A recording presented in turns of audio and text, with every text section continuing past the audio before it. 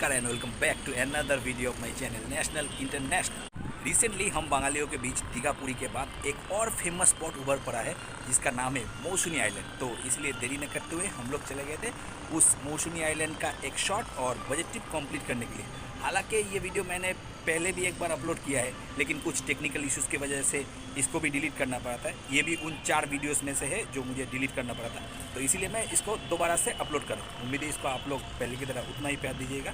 तो देरी न करते चलिए आगे बढ़ जाते हैं उस वीडियो में। कोलकाता से मौसुनी आइलैंड जाने का सबसे बेस्ट उपाय है ट्रेन करके जाना। इसीलिए अपने घर के लोकेलिटी से कोई भी ट्रांसपोर्ट पकड़ के चलाइए एकदम शियालदा स्टेशन में। शियालदा स्टेशन में पहुंच के चले जाइए एकदम साउथ लाइन के सेक्शन में, जहाँ पे साउथ में जाने का ट्रेन वगैरह छोड़ता है। स्टेशन के साउथ जोन में पहुंचने के बाद वहां से सुबह 7:14 का नामखाना लोकल पकड़ लीजिएगा। और हाँ, कोशिश कीजिएगा कि थोड़ा जल्दी जाने के लिए, क्योंकि अगर आप लोग जल्दी गए तभी आप लोगों को ट्रेन में सीट मिलने का थोड़ा बहुत चांसेस रहेगा, वरना अगर देरी से गए तो वो करीब 3 घंटे का जर्नी आप लोग को खड़े खड़े ही करना पड़ेगा।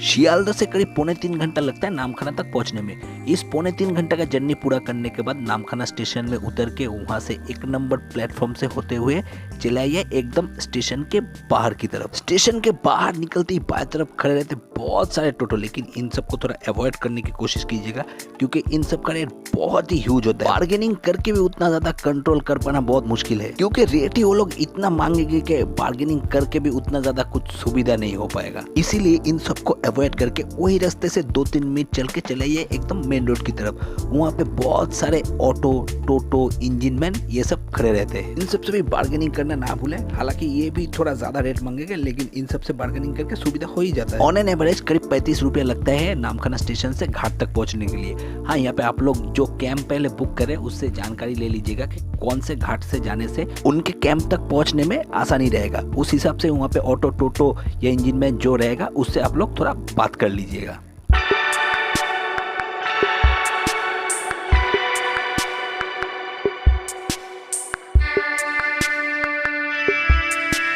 टोटो में भी करीब 40 से 45 मिनट लग जाता है कोई भी घाट तक पहुंचने में। और ये जो बीच में आप लोग ब्रिज देख रहे हैं, ये होने की वजह से बहुत ज़्यादा आसानी हुआ है, वरना आने जाने में बहुत ज़्यादा मुश्किल रहता था पहले।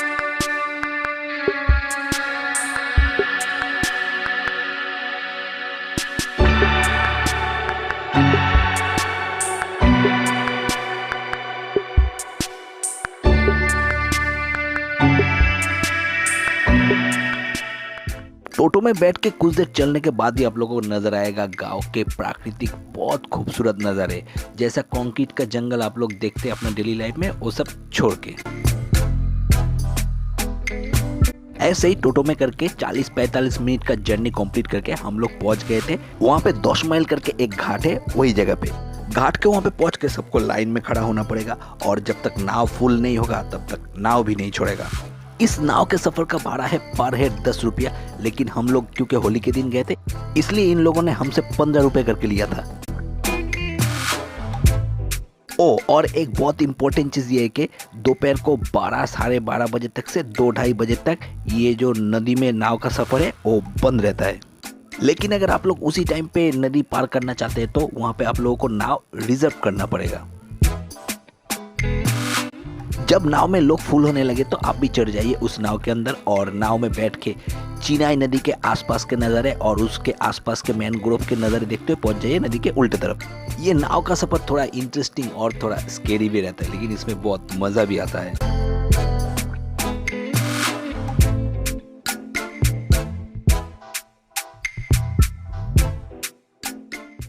और नदी के उल्टे तरफ पहुंच के भी आप लोगों को उतना शांति नहीं मिलेगा, क्योंकि वहीं से एक टोटो पकड़ना पड़ेगा जो आप लोगों को पहुंचा देगा आप लोगों के बुक किए हुए कैंप तक। टोटो वालों को कैंप का नाम बताने से वो लोग आपको पहुंचा देगा आपके एग्जैक्ट कैंप तक, क्योंकि उन लोगों को सारे रास्ते और कैंप का नाम मालूम रहता है।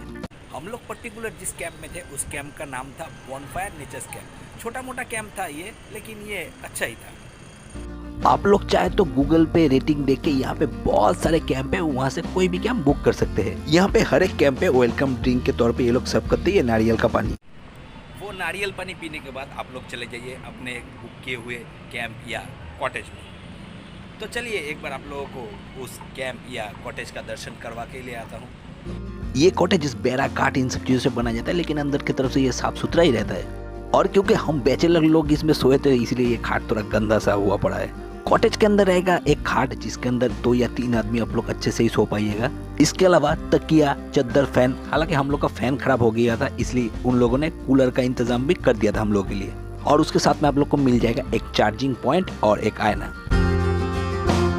ये कॉटेज काठ, बांस इन सब चीजों से बना हुआ है लेकिन इसका टॉयलेट बहुत मॉडर्न किस्म का ही है। कॉटेज का दरवाजा बना हुआ है पीवीसी डोर से और अंदर आप लोगों को मिल जाएगा एक बेसिन, एक नल और साथ में मिल जाएगा एक कोमोड जिसमें सब लोग सुबह का अपना बोम फोम फोड़ेंगे बैठ के। और उसके साथ में एक हैंगर, एक बाल्टी और एक छोटा मग। जो जो जरूरत का सामान है सभी मिल जाएगा आपको यहाँ पे। तो चलिए अब आप लोगों को 2% सी फेसिंग टेंट का दर्शन भी करवा के लेके चला आता हूँ। ये टेंट पैराशूट के कपड़े की 3 लेयर से बनाया जाता है इसलिए अंदर गर्मी कम करने के लिए दिया हुआ रहता है एक कूलर। उसके साथ ही साथ आप लोग को मिल जाएगा एक फैन और ऊपर में मिल जाएगा आप लोगों को एक लाइट भी और उसके साथ एक चार्जिंग पॉइंट भी। दिन में तो गर्मी लगता है लेकिन रात को ठंडी भी लग सकती है क्योंकि समुद्र का किनारा है, इसलिए अगर कोई ब्लैंकेट वगैरह लगे तो आप लोग उन लोगों से भी ये मांग ले सकते हैं।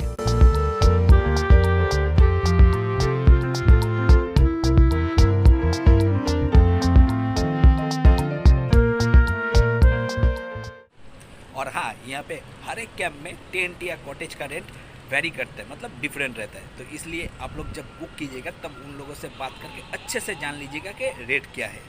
कॉटेज का रेंट अप्रॉक्स 1200-1300 रुपया रहता है पर डे पर हेड और टेंट का रेंट अप्रॉक्स 1000-1100 रुपया रहता है पर डे पर हेड। लेकिन ये वेरी करता है कैंप टू कैंप, तो इसलिए जब आप लोग बुक कीजिएगा तो उन कैंप वालों से अच्छे से बात करके ये भी जान लीजिएगा। इसके बाद चले आते हैं एकदम लंच पे। लंच में इन लोगों ने हमको दिया था चावल, दाल, एक तरह का तरकारी, उसके अलावा 2 मछली, एक तला हुआ मछली और एक ग्रेवी वाला मछली और इसके अलावा था चटनी, पापड़ और मिठाई। चटनी, पापड़, मिठाई और मछली लिमिटेड है, बाकी सब अनलिमिटेड है। ओ बोलना भूल गया, लंच करने से पहले कैंप में जाके थोड़ा होली भी खेल लिया। होली नहीं खेलने से चलेगा होली के दिन।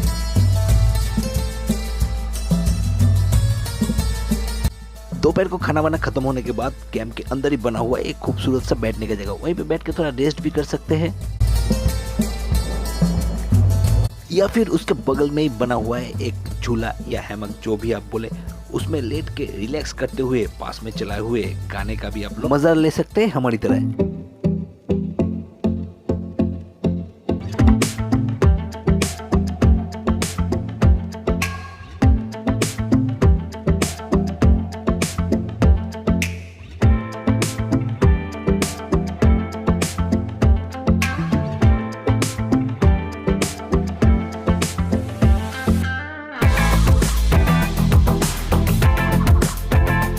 इसके बाद ही आ जाते हैं वो मच अवेटेड टाइम। शाम के बाद से मौसुनी आइलैंड रंग बदल के एकदम अलग ही रूप ले लेता है।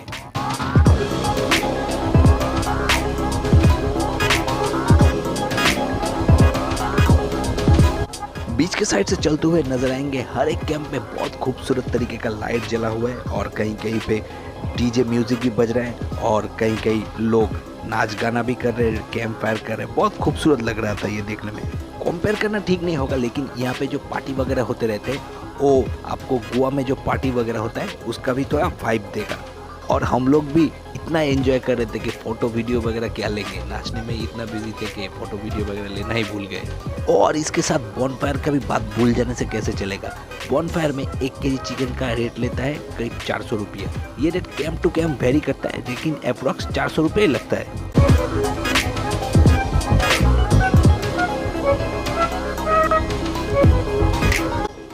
लेकिन दुख की बात यह है कि दुख की बात बोलिए जो भी बोलिए, यहाँ पे स्ट्रिक्ट रूल है रात को 10 बजे म्यूजिक बंद करने का। इसीलिए रात को 10 बजे ही कैंप से कोई आदमी आके ये म्यूजिक बंद कर देंगे।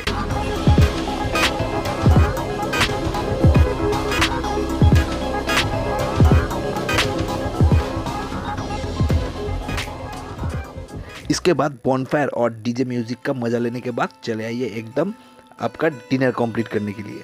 डिनर में यहाँ पे देते हैं रोटी और ग्रेवी चिकन हालांकि चिकन 4 पीस ही रहता है और इसके साथ एक सब्जी, रोटी और सब्जी अनलिमिटेड है, लेकिन चिकन आप लोगों को 4 पीस ही मिलेगा। और जो लोग चावल लेंगे रोटी की जगह, उन लोगों के लिए भी सेम चावल, दाल, सब्जी और ग्रेवी चिकन। खाना वाना खत्म होने के बाद अपने अपने कैंप या कॉटेजेस में जाके आराम से सो जाइए। और रात को कैंप के बॉडी में ये काट के लेवल तक पानी आ जाता है, लेकिन उसमें डरने का कोई बात नहीं है, लेवल वहाँ तक ही रहता है, इससे ज़्यादा ऊपर तक नहीं आता है, इसीलिए एकदम टेंशन फ्री होकर सो जाइए।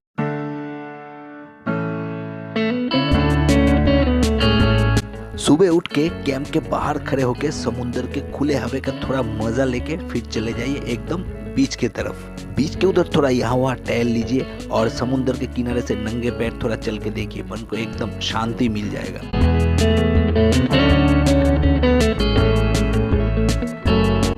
सुबह सुबह समुद्र के ये खूबसूरत नज़ारे आपको मन को एकदम खुश कर देगा। और अगर आप लोग चाहे तो नहा भी सकते हैं समुद्र के पानी में, हालांकि हम लोगों ने नहीं नहाया था। हाँ, और ये ध्यान रखिएगा कि सारी रात पानी में भीगे रहने की वजह से ये कैंप के पास जो सीढ़ी वगैरह है वो एकदम स्लिपरी होकर रहते हैं, तो आप लोग जब भी अप डाउन कीजिएगा तो थोड़ा देख संभल के कीजिएगा। दोपहर होते होते जब तक लोटा ही रहता है तब समुद्र ऐसा रूप ले लेता है, उस वक्त बीच के साइड में तो नहाना तो दूर की बात है, वहाँ से चलना भी मुश्किल हो जाता है। इसीलिए अगर मन करे तो सुबह को ही उस बीच के साइड से चल के वहाँ पे नहा के जो मजे करने तभी कर लीजिए। जो भी हो, सुबह बीच के साइड में घूमने निकलने के बाद वहाँ पे थोड़ा घूम फिर लेने के बाद थोड़ा फोटो वगैरह लेना तो वो भी ले लीजिए, और उसके बाद आसपास के जो गांव के नज़ारे है उसको भी थोड़ा घूम फिर के देख लीजिए। विश्वास कीजिए वो बहुत ही अच्छा लगेगा आप लोगों को घूम के देखने में। और घूम फिर लेने के बाद बैक करके चलिए अपने कैंप में।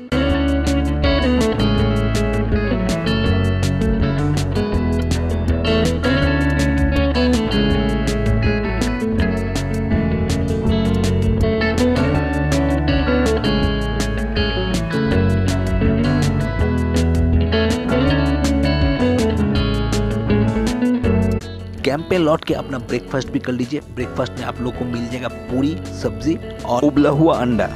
पूरी सब्जी अनलिमिटेड है, लेकिन बॉयल्ड एग वो एक ही मिलेगा। ब्रेकफास्ट करने के बाद अपने कैंप के बाहर चले जाइए, जहाँ पे खड़े रहते हैं बहुत सारे टोटो। उन्हीं में से कोई टोटो पकड़ के गाँव के इन खूबसूरत प्राकृतिक नज़ारों को टाटा बाय बाय करते हुए आप लोग ठीक जैसे आए थे वैसे ही चले जाइए एकदम बैक करके स्टेशन, नामखाना स्टेशन में। वहीं से कोई भी शियालदह आने वाले ट्रेन पकड़ लीजिए और वापस लौट के ये 1.5 दिन का बहुत खूबसूरत याद दिल में लेके फिर चले जाइए अपने अपने घर की तरफ। इस टोटल ट्रिप में आप लोग का खर्चा करीब होगा 1500 रुपये, आने जाने का ट्रैवलिंग फेयर ये सब मिला के अप्रॉक्स। खैर जो भी हो, इस वीडियो को मैं यहीं पे एंड कर रहा हूँ। ये वीडियो अगर आप लोगों को अच्छा लगे तो वीडियो में लाइक, शेयर और कमेंट कर दीजिएगा, और मेरे इस चैनल को भी थोड़ा सब्सक्राइब कर दीजिएगा। सब्सक्राइब करना तो आप सभी के लिए फ्री है, लेकिन इससे मुझे और मेरे चैनल को थोड़ा हेल्प हो जाता है। और मेरे फेसबुक पेज और इंस्टाग्राम का भी लिंक मैं डिस्क्रिप्शन में दे रहा हूँ, हो सके तो उन सभी को भी थोड़ा फॉलो कर दीजिए।